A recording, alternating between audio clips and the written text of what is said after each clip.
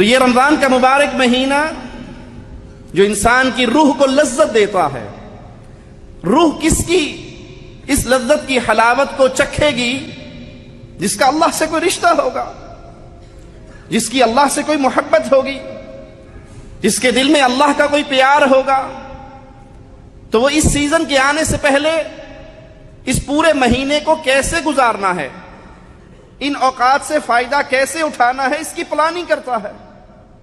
سوچئے ذرا، ہم سال بعد 2 مہینے کے لیے چھٹی جائیں تو اس چھٹی کی پوری پلاننگ ہوتی ہے، 60 دن ہے، خالہ کو ملنے کب جانا ہے، ماموں کو ملنے کب جانا ہے، فلاں کے پاس کب جانا ہے، زمین کے مسئلے کب حل کرنے ہیں، وہ مکان بیچنا ہے، پورے 60 دنوں کا ہمارے پاس جانے سے پہلے خطہ تیار ہوتا ہے۔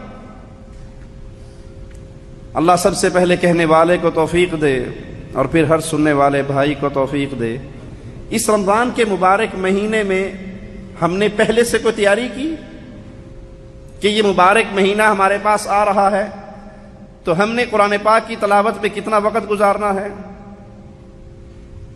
اپنے نفس کے ساتھ خلوت میں بیٹھ کے اپنے گناہوں کو یاد کر کے رو کے اللہ کو راضی کرنے کے لیے کتنا وقت گزارنا ہے، اللہ کے راستے میں توحید کا پیغام نشر کرنے میں کتنا وقت گزارنا ہے۔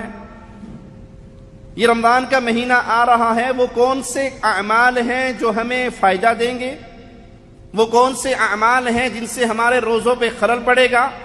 ہم اس صیام کے احکام مسائل کو سمجھنے کے لیے رمضان کے آنے سے پہلے کتنا وقت نکالتے ہیں، یا بس ٹھیک ہے صبح آنکھ کھلی تو پتہ لگا سحری کا ٹائم ہے، چلو ٹھیک ہے روٹی لے آؤ سحری کر لیتے ہیں، کیا مشکل ہے۔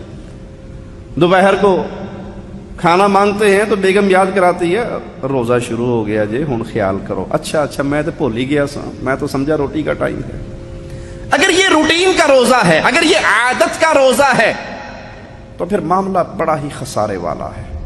مومن اپنے حساب و کتاب لگاتا ہے، اور سب سے بڑا عمل اس ماہ کے استقبال کے لیے پیارے بھائیوں سچی توبہ کے ساتھ زندگی کا آغاز۔ جو ہو گیا سو ہو گیا، اب تو سیزن ہے، اب تو بات بات پہ معافیے ہیں۔ من صام رمضان ایمانا واحتسابا غفر له ما تقدم من ذنبه من قام رمضان، جو سیام، جو قیام، جو شب قدر اللہ کی عبادت میں لگا رہے، غفر له ما تقدم من ذنبه، معافیے ہی معافیے ہیں۔ اس عظیم موسم کے آنے سے پہلے سچی توبہ کیجئے، سچی توبہ کیجئے۔ سچی توبہ کیا ہے؟ جو کر بیٹھے ہو اس پہ ندامت، جو گناہ ہو گئے اس پہ ندامت، ان گناہوں کو چھوڑ دیجئے، آئندہ نہ کرنے کا عہد کیجئے۔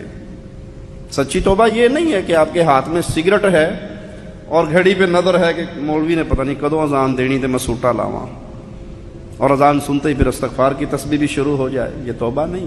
ان گناہوں کو ترک کیجئے۔ رمضان سے پہلے آپ کی زندگی، اور رمضان کے اندر آپ کی زندگی، اور رمضان کے بعد آپ کی زندگی، 3 مرحلے سامنے رکھے۔ رمضان سے پہلے آپ کیا تھے، رمضان میں آپ کیا تھے، رمضان کے بعد آپ کیا تھے۔ آپ کے لیے پورا نتیجہ نکل آئے گا کہ اس رمضان میں آپ اللہ کے قریب ہوئے ہیں یا وہیں کے وہیں کھڑے ہیں۔ سچی توبہ کیجئے، گناہوں سے پیچھے ہٹیے۔ غیبت، چغلی بہت بڑے گناہ ہیں، بے حیائی بہت بڑے گناہ ہیں، اور کچھ گناہ خلوت کے گناہ ہیں۔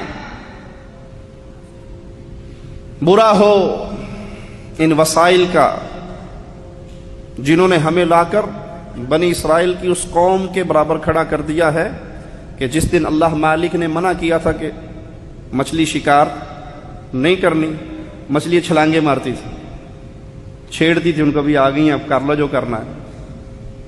بہت تھوڑے تھے صبر کرنے والے۔ آج انٹرنیٹ کی دنیا نے ہمارے خلوت کے گناہوں کا وہی حال بنا دیا۔ ایک کلک کرنے کی دیر ہے اور آپ کے سامنے بے حیائی کا بازار کھل جائے گا۔ اکثر نمازی الا من رحم ربی، اکثر نماز پڑھنے والے، دین سے جڑنے کی بات کرنے والے، خلوت ان کی، تنہائییں ان کی برباد ہو گئی ہے۔ اللہ کے لیے توبہ کیجئے، اللہ کے لیے اپنے مجالس کا خیال کیجئے۔ اور اگر ہم لوگوں کے سامنے لباس ایمان کا، اسلام کا، تقوی کا، پرہیزگاری کا اوڑھ لیں اور ہماری تنہائی اس کے اندر ہم برباد ہوں، تو اللہ کی قسم ہم برباد ہیں۔ پھر تو ہم نے لوگوں کے لیے کیا نا، پھر اللہ کا ڈر تو نہ ہوا۔